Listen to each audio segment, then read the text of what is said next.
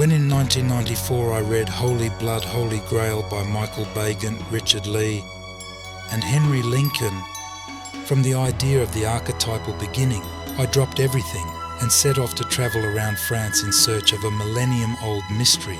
Something provoked me to believe that solving it was connected to a more complex understanding of human nature.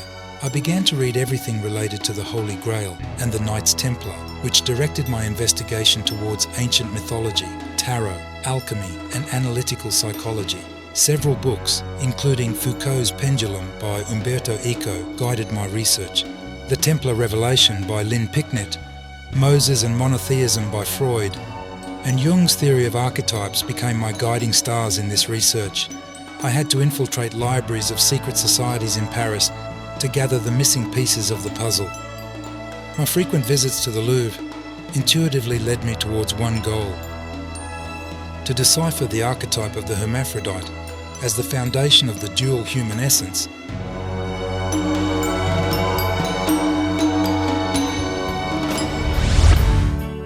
We are in the courtyard of the Louvre, a world-famous museum and former palace of the French kings.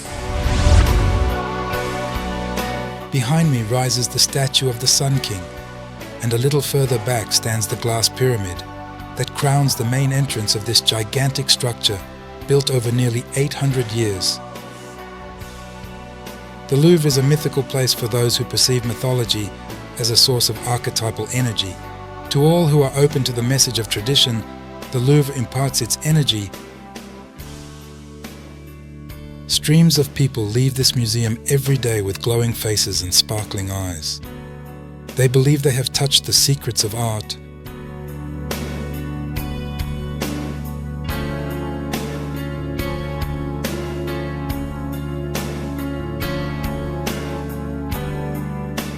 Stoeva remained the sun, piercing Paris like a lifeline. She comes from the east, crosses the courtyard of the Louvre, and continues straight to the west. It passes through the Carousel Arch, the Tuileries Gardens, the Place de la Concorde, ascends the Champs-Élysées, slips under the Arc de Triomphe, flies towards the horizon, towards the sunset, towards the night, which is night for us, but day for others. Press the trigger of your imagination, and you will receive a revelation. This is the pyramid of the active male principle and the entrance to the Louvre, along with the inverted pyramid of the passive female principle.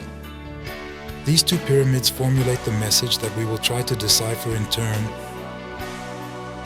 The message of the androgynous god.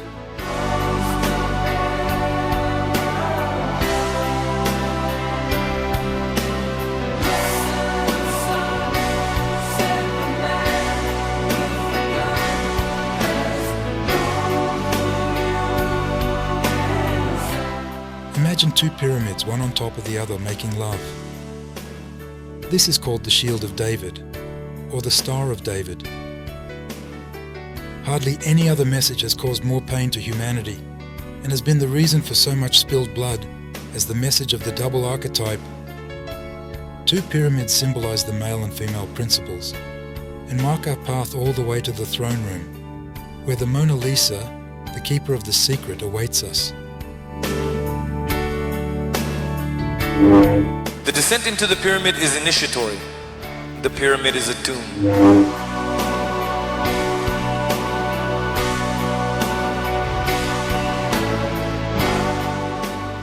We descend into the world of the dead to receive a revelation, to overcome the trials of the labyrinth and purified and renewed embrace the new life. The Minotaur is our goal, to kill and escape back.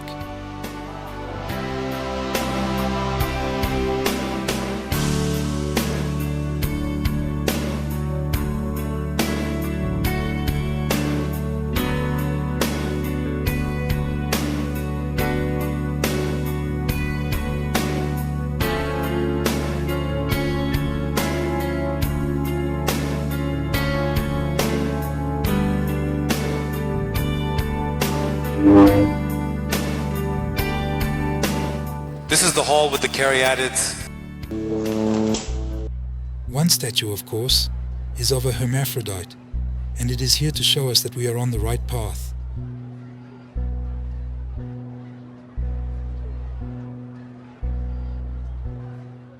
On the right they are arranged, and on the left there are nymphs. The male and female principles seem to separate.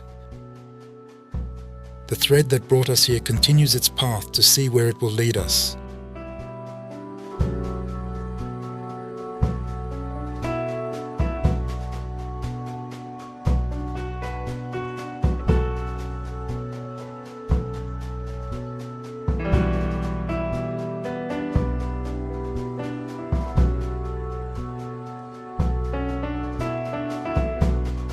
These are the Olympic gods, Hermes, Apollo, Hercules,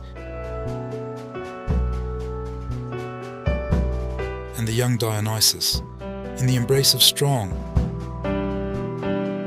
Paris, light, strength, and revelry. This is what they symbolize.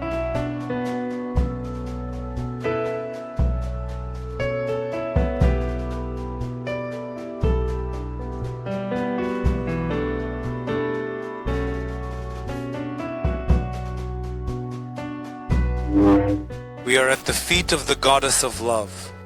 She comes ashore, born from the foam of the sea.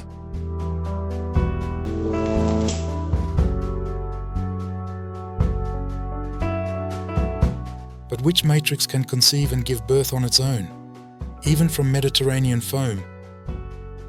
The hidden male principle in the birth of the goddess of love demonstrates the extent to which the key to the mystery is concealed. But we seek the truth.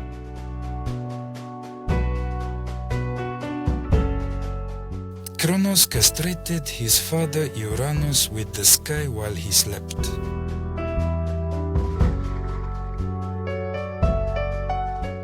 The giant phallus of Uranus fell from the sky into the waters of the Mediterranean Sea and erupted a geyser of hot semen. She mixed with the water, and thus the goddess of love, Aphrodite, was born. Aphrodite is the mother of Hermaphroditus. Let us bow down.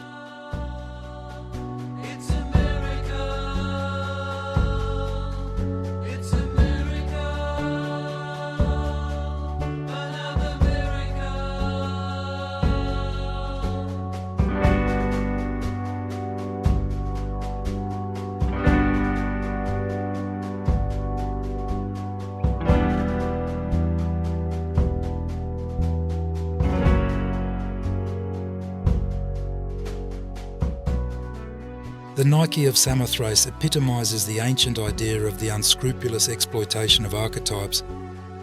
Look at this headless victory, and just for a moment, imagine it in its original form. This statue marks the transition between antiquity and the Renaissance. Between them lies an abyss of 10 centuries of archetypal marriage.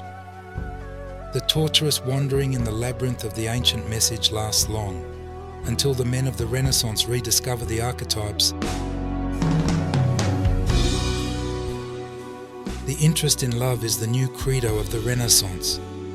We are talking about love for a mortal woman, not for the crucified Jesus. Making love is idealized. Botticelli immortalizes Venus, offering sacrifices to her not only on canvas, but also on her eternal altar, the bed.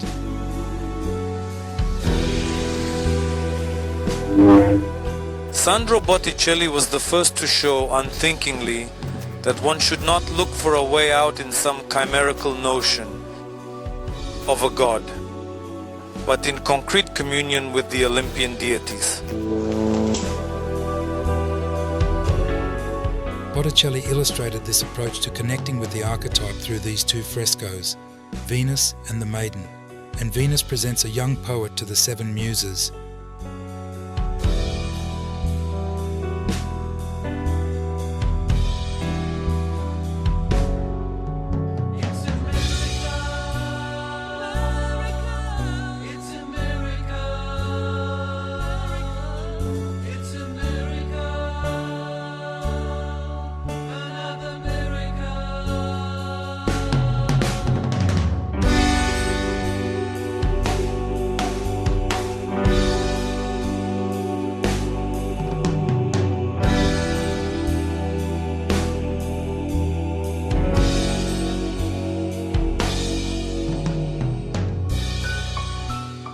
Leonardo is one of those artists who dared to convey the message of the dual archetype, despite the censorship of the church.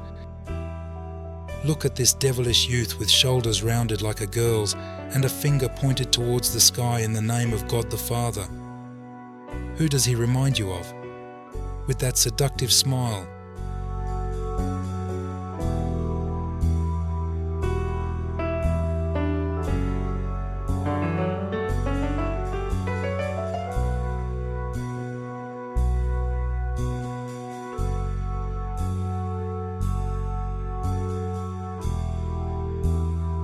You don't need to know much about the life of Rosso Fiorentino to understand that he is a laid-back artist of great caliber. It is enough to look at his paintings, to be intoxicated by this talent, filled with humor which lurks in every brushstroke. Unfortunately, there is only one painting by Rosso Fiorentino in the Louvre, but it speaks volumes about its master and his humanist worldview. This is a painting of hidden advertisement.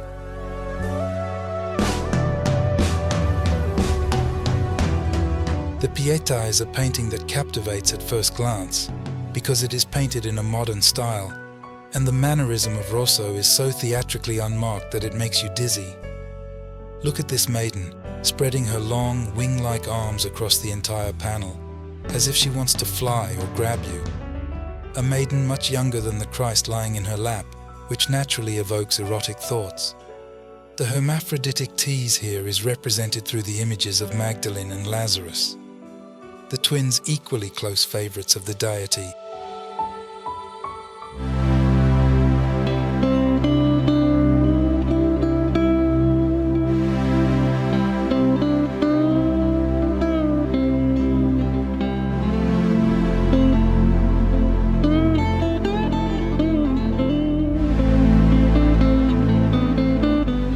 Titian's Crown of Thorns is a painting filled with drama that captivates us instantly.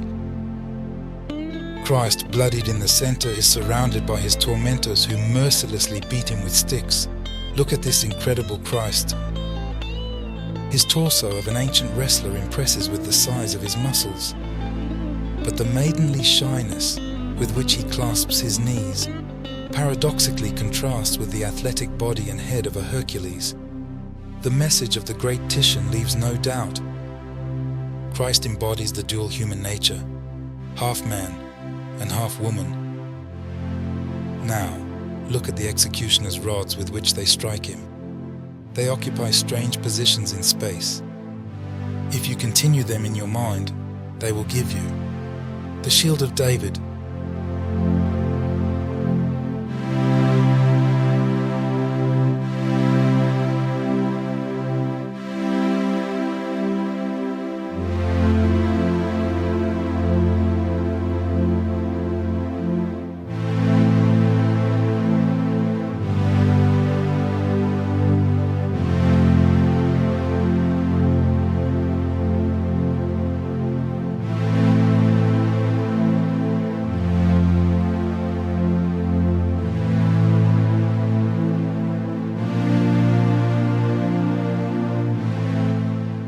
Here is the Mona Lisa. Today she is located in the hall where the French Parliament once convened during the Second Empire. Mona reigns like a true queen in this dead world of still images. She alone seems alive, as if at any moment she will step out of the frame to shake your hand. Mona is a hermaphrodite, and the mother of a hermaphrodite. This is the end of our adventure. We are in the heart of the labyrinth, in the throne room of the mirror world.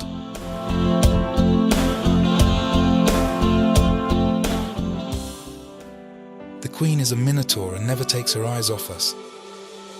The queen of the night.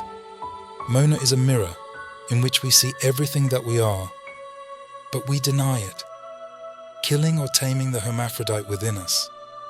We are doomed, sooner or later, to become androgynous. Such is our common human fate.